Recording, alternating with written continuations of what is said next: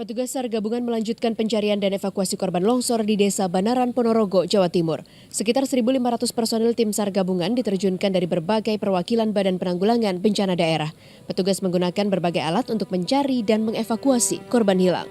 Minggu siang sekitar pukul 11 waktu Indonesia Barat, petugas berhasil mengeluarkan 3 jasad dari timbunan longsor.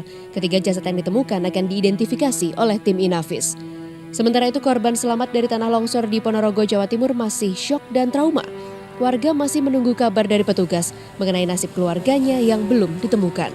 Seperti Ismiatun, perempuan yang berusia 52 tahun ini terus memikirkan anak sulungnya yang pada saat kejadian tengah tidur di kamar. Tidak hanya anak, orang tua dan kakaknya juga belum ditemukan. Jadi aku ya terus lari seperti dilempar. Itu terus aku jarak berapa meter menengok ke belakang, ingat anak saya itu tidur dalam kamar. Jadi aku ya enggak berdaya, Pak. Aku ya terus teriak terus manggil orang-orang. Bencana tanah longsor yang terjadi pada Sabtu pagi merusak dan menimbun sedikitnya 34 rumah warga. Material longsor juga menimbun puluhan warga yang kebanyakan sedang beraktivitas di ladang. Dirgo Suyono melaporkan dari Ponorogo.